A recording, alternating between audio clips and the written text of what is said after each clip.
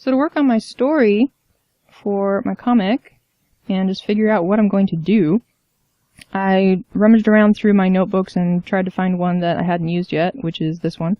And I just wanted something that I could keep all of my ideas for this comic project or anything that I need to remember, that I can just write it down in this one book and I'll know exactly, you know, where to go when I have an idea for my comic. So it is time to break in the first pages here. And I had actually been trying to think of my comic story earlier in the day, and I took like maybe 6 hours to figure out nothing. And my sister was walking by and she kind of like was surprised that I was still trying and struggling over just making a decision, like even just a first decision of what is this comic going to be about. She walked me through the exact same process that I've been telling others to use in my art classes whenever they're like, I don't know what to draw. You know, and I usually say just like think of 3 things that you love and go from there. So she helped me out with this, and she's like, okay, start with the 3 things that you love. So I chose, or you know, it's not just like love, like, oh, I love dandelions. I mean, it can be, but she's like 3 things that you're super like just into right now. Does this bleed? No, it doesn't. Good. And the first one that came up was Fire Emblem Awakening, to be more specific, because I don't like Conquest and Birthright as much as I liked Fire Emblem Awakening. That's still my favorite. So that was one thing that I super loved, is Fire Emblem Awakening. And another thing that I had been really into, and I'm not really sure why, was a Korean drama called Goblin. The Great and Lonely God, Goblin.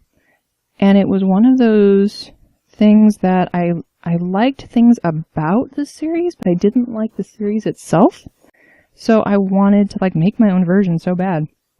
So that was kind of thing number 2. That was like high on my stuff that I like list.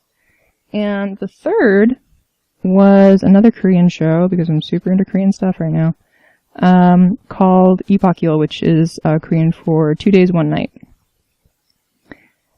And these things have so little in common. 2 days, 1 night. You might think, like, how are you going to make anything out of this? Okay, so then you take it like a step further and you go, well, what is it about Fire Emblem Awakening that I really, really like? And things that I immediately thought of is how clear the characters are. And what I mean by clear is that you always know their motivation and like why they're doing something. They have, I mean, some people might call them like cardboard characters, like they're not that deep, but I just see them as clarity. Like they're really clear, strong characters and personalities, and I really like that because it's such a large cast. It's easy to remember characters just by what they do or you know, what they're like. So I really love that. I also like the clarity of the colors.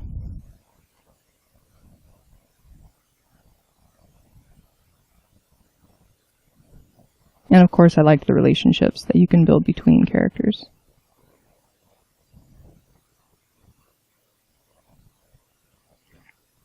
For Goblin, what did I like? You know, what did I take away from that series? I love the rules of magic. And it wasn't even all just magic. They also had like a Grim Reaper character in Goblin, and there were, you know, like really logical kind of contract style rules that he couldn't just take anyone over to the other side, like anybody who died. Like he had to have a specific like death announcement come to him, and then he could only take away somebody, you know, if he got that card.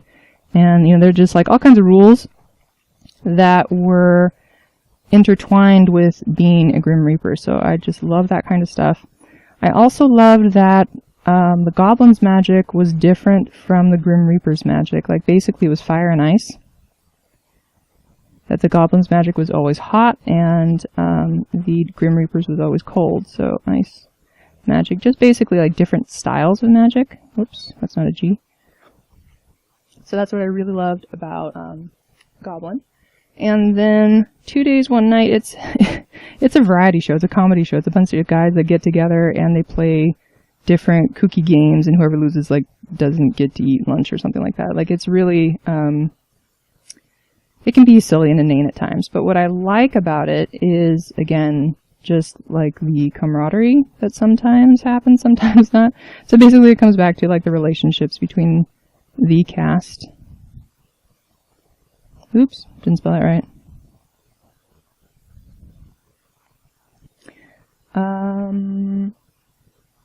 And kind of what you might call the banter, or the like, I call it bratty bromance, meaning that like they don't treat each other nice all the time, but when push comes to shove, then, you know, they're still really good friends. So like bratty bromance. So then out of these things, I tried to take it to the next level and figure out like which of these things am I going to include, or how am I going to bring them all together, or how did I kind of envision it happening, what kind of, you know, world or background or whatever. And I had already kind of figured out that I was going to do a fantasy background because it doesn't take as much time to research. So it's going to be a fantasy world for sure. And to get the kind of the fire and ice magic being opposites, the bratty bromance kind of going, the relationships going, most of those need some kind of conflict, and the conflict usually comes from different types of personalities. So I thought I really want 3 characters as my protagonists, or as my group.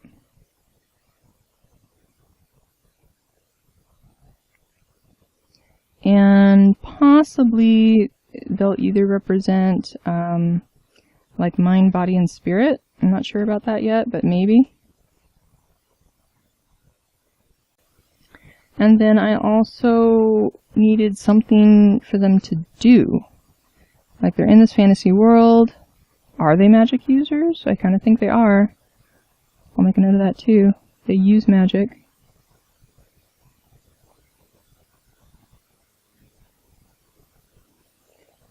And since I like the different types of magic, there might be 3 different types of magic that maybe manifest themselves through mind, body, and spirit. Something I might take forward too.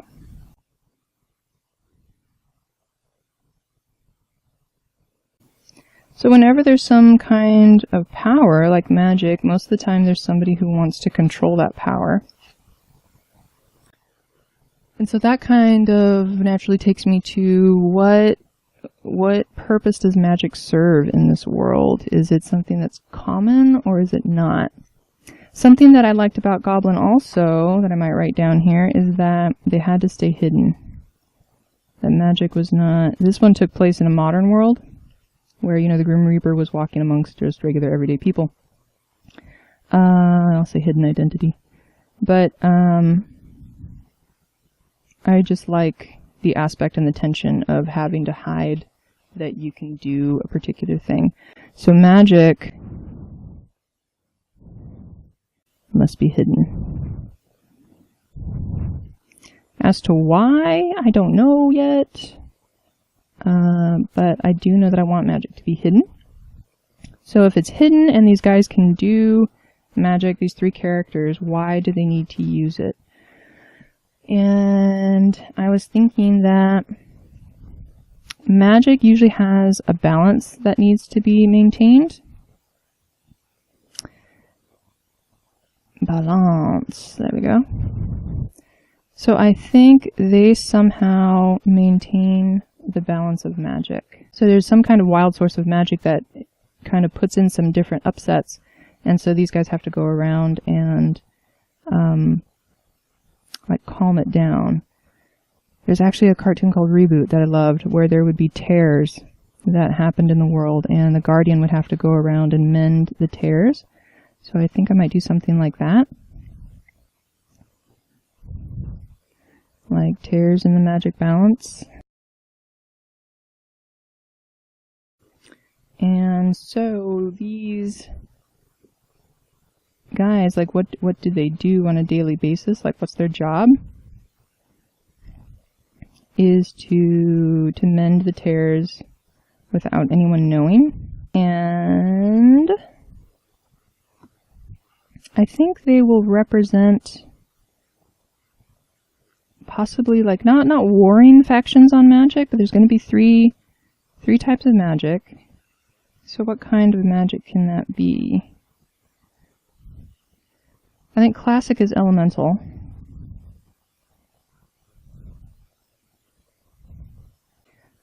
I do love like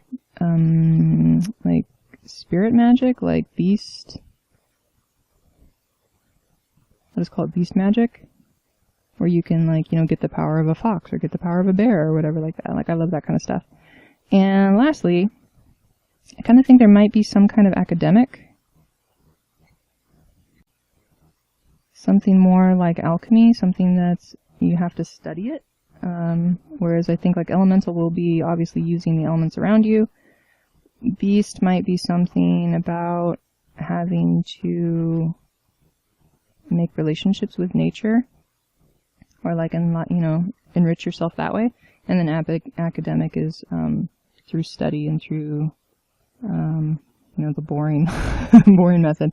So this already kind of clarifies what kind of characters I'm going to have, because academic is obviously going to be somebody who has a sharp mind, who's going to like studying, and that's why they chose that magic.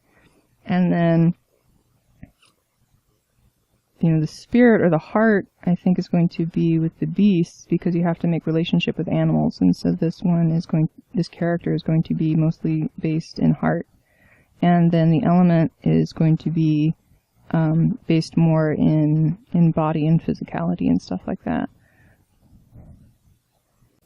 I think I'm going to jump over here and figure out kind of the look that I'm going to do. Like, even though it's fantasy based, I want it to be cohesive. So is it going to be like steampunk fantasy? Is it going to be like Lord of the Rings fantasy? Are there going to be like weird inventions or not? And like I said before, I like color. I like clarity. So I think this is going to be more stylized. And I think I'm going to go for something that I don't have to research too much, but isn't just typical. So I think what I'm going to do is mix like classic, like King Arthur armor with something more like India or Mongolia or something like that. I kind of want India because they have a lot of colors from what I see in the Bollywood movies. So that kind of gets me going in a direction of design-wise, like what I'm thinking about. And I kind of want to note that I don't want any normal animals. And I'm going to put that in kind of like quotes. Meaning like if they ride something, it's not going to be a horse. Or there's not going to be, just regular cats. Like I'd like to have fun designing like different animals that you wouldn't see in other comics. There's an aspect in the Fire Emblem game where certain weapons are more advantageous against other weapons. It's like the rock, paper, scissors format that I think I'd kind of like to bring in for the magic that I've set up. So I think what's going to happen is like magic order, since it's about keeping order. So like beast magic, academic, and elements.